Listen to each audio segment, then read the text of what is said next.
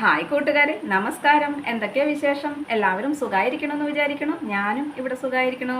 ഇന്ന് എൻ്റെ കൂട്ടുകാരുടെ അടുത്ത് ഞാൻ പങ്കുവെക്കുന്ന വിശേഷം എന്ന് പറഞ്ഞു കഴിഞ്ഞാൽ, ഞാൻ എപ്പോഴും പറയാറുള്ളത് പോലെ തന്നെ ജീവിതം എന്ന് പറഞ്ഞാൽ ഓരോരുത്തർക്കും ഓരോ രീതിയിലാണ് അല്ലേ. സന്തോഷമായിക്കോട്ടെ, സമാധാനം ആയിക്കോട്ടെ, സാമ്പത്തികം ആയിക്കോട്ടെ, ജീവിത സൗകര്യങ്ങളായിക്കോട്ടെ, എല്ലാം അല്ലേ. എല്ലാം ഒത്തിട്ട് ഒരാൾക്കും ജീവിതം ഉണ്ടാവില്ല. പക്ഷെ എന്നാലും നമ്മൾ ചിന്തിക്കും, മറ്റൊരാളെ കാണുമ്പോൾ ആ വ്യക്തിക്ക് എന്ത് സുഖമാണ്, എന്ത് സാമ്പത്തികത്തിന് ബുദ്ധിമുട്ടില്ല, എവിടേക്ക് വേണമെങ്കിൽ യാത്ര പോവാം, എന്ത് വേണമെങ്കിൽ ആവാം, എന്ത് സുഖമാണ് എന്ന് ചിന്തിക്കും. പക്ഷെ അവർക്കും അവരുടേതായ ബുദ്ധിമുട്ടുകളുണ്ടായിരിക്കാം. ഓരോരുത്തർക്കും അവരവരുടേതായിട്ടുള്ള ബുദ്ധിമുട്ടുകളും കാര്യങ്ങളും ഉണ്ടായിരിക്കും. ജീവിതത്തിൽ ഉയർച്ച താഴ്ചകൾ ഓരോരുത്തർക്കും ഉണ്ടായിരിക്കും. നമുക്ക് സുഖം ദുഃഖം സമാധാനവും എല്ലാം അടങ്ങി തന്നെയാണ് ജീവിതം, സമ്മതിച്ചു. പക്ഷെ ചില വ്യക്തികൾക്ക് ഒന്ന് കഴിഞ്ഞാൽ ഒന്നായിട്ട് ഓരോന്നിങ്ങനെ ദുരിതങ്ങൾ ഇങ്ങനെ വന്നുകൊണ്ടിരിക്കുകയാണ്. അപ്പോൾ അങ്ങനെ ദുരിതങ്ങൾ വന്നുകൊണ്ടിരിക്കുമ്പോൾ നമ്മൾ എത്രയൊക്കെ ഹാപ്പി ആവണം ചിന്തിച്ചാലും, നമ്മൾ നമ്മളെ തന്നെ ശ്രദ്ധിക്കണമെന്ന് ചിന്തിച്ചാലും, നമ്മൾ മറ്റുള്ളവരോട് നന്നായിട്ട് പെരുമാറണമെന്ന് ചിന്തിച്ചാലും സാധിക്കാൻ പറ്റാത്ത ഒരു അവസ്ഥയായിരിക്കും. അവരുടെ ആ മാനസികാവസ്ഥ എന്ന് പറയുന്നത് മറ്റുള്ളവർക്ക് മനസ്സിലാക്കാനായിട്ട് കഴിയില്ല. പറയുന്നവർക്ക് പറയാം, പക്ഷെ ആ അനുഭവങ്ങളിലൂടെ കടന്നു പോയവർക്ക് മാത്രമേ അതറിയുള്ളൂ കേട്ടോ. എൻ്റെ അനുഭവം എനിക്കറിയാം, അതുകൊണ്ട് എനിക്ക് മറ്റൊരു വ്യക്തിനെ മനസ്സിലാക്കാനായിട്ട് കഴിയും. പക്ഷേ നമ്മൾ ചിന്തിക്കും നമ്മളെപ്പോലെയാണ് മറ്റുള്ളവർ എന്ന് ചിന്തിക്കുമ്പോൾ ചിലപ്പോൾ അതായിക്കൊള്ളണം എന്നില്ല. എങ്കിലും നമ്മൾ സത്യസന്ധമായിട്ടാണ് മറ്റുള്ളവരടുത്ത് പെരുമാറുന്നത്, മറ്റുള്ളവരും നമ്മളോട് അങ്ങനെ തന്നെ ആയിരിക്കും എന്ന് തന്നെയാണ് നമ്മൾ ചിന്തിക്കുക. അപ്പോൾ നമുക്ക് ജീവിതത്തിൽ നമ്മൾ ഒറ്റപ്പെട്ടു പോവുക എന്ന് പറഞ്ഞു കഴിഞ്ഞാൽ ഏറ്റവും വിഷമകരമായ കാര്യമാണ് കേട്ടോ.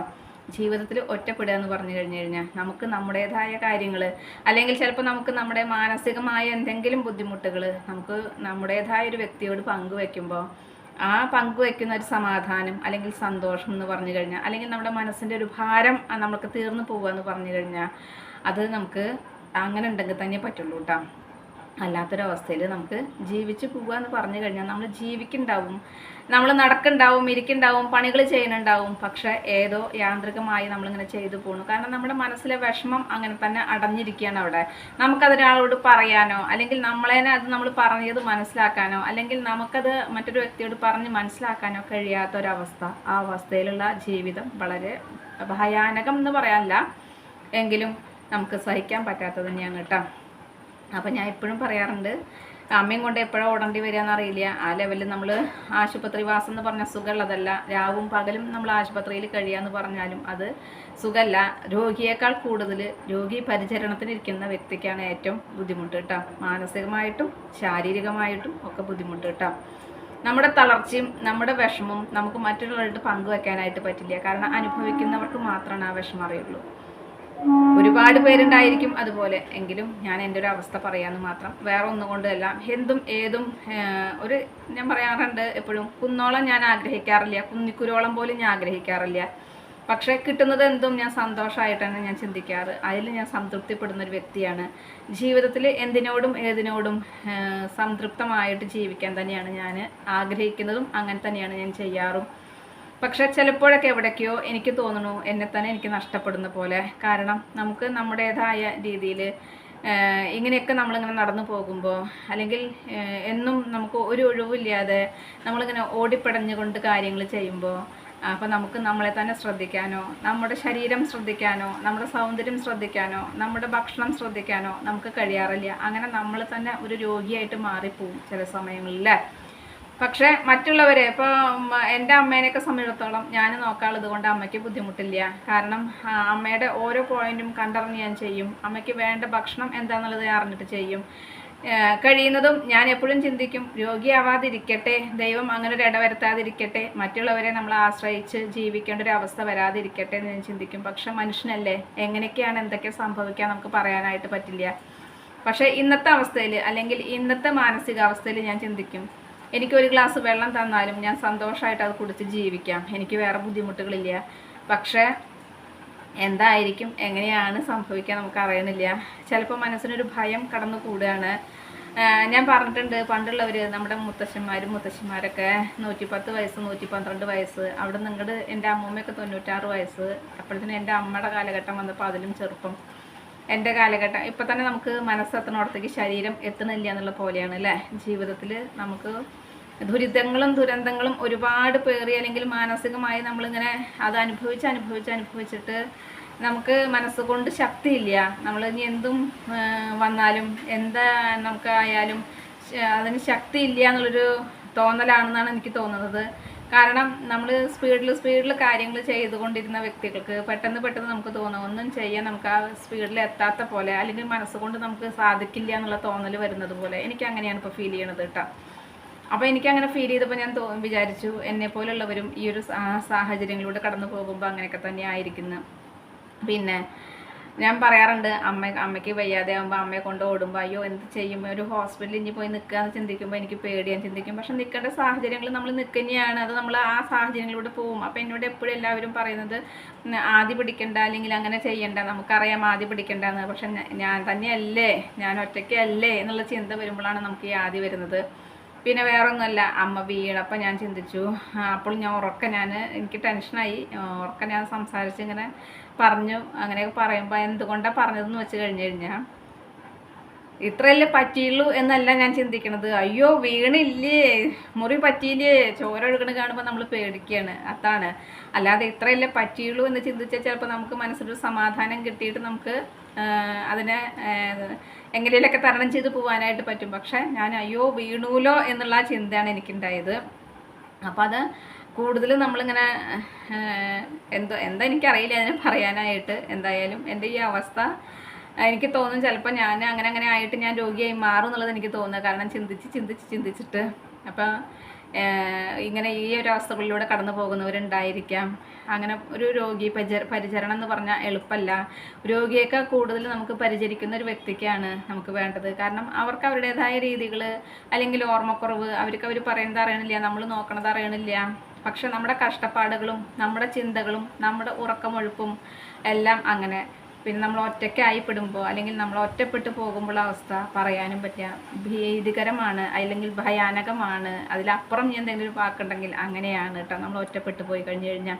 പക്ഷെ ഒറ്റപ്പെട്ടു പോയി കഴിയാന്ന് പറയുമ്പോൾ നമുക്ക് നമ്മുടേതായ വ്യക്തി നമ്മളെ കരുതലോടുകൂടി ശ്രദ്ധിക്കാനും, നമ്മൾ പറയുന്നത് കേൾക്കാനും, നമ്മളോടൊത്ത് നിൽക്കാനും സഹിഷ്ണുതയും അല്ലെങ്കിൽ അനുകമ്പയും അല്ലെങ്കിൽ ദയയും ഒക്കെ ഉള്ളൊരു വ്യക്തിയാണെങ്കിൽ തന്നെ, അല്ലെങ്കിൽ അങ്ങനെ ഒരു മാനസികാവസ്ഥയുള്ള വ്യക്തിയാണെങ്കിൽ തന്നെ കാര്യമുള്ളൂ. അല്ലാത്തവരാണ് നമ്മുടെ കൂട്ടത്തിൽ എന്ന് പറഞ്ഞു കഴിഞ്ഞാൽ പിന്നെ നമുക്ക് കൂട്ടുണ്ടായിട്ടും കാര്യമില്ല കേട്ടോ.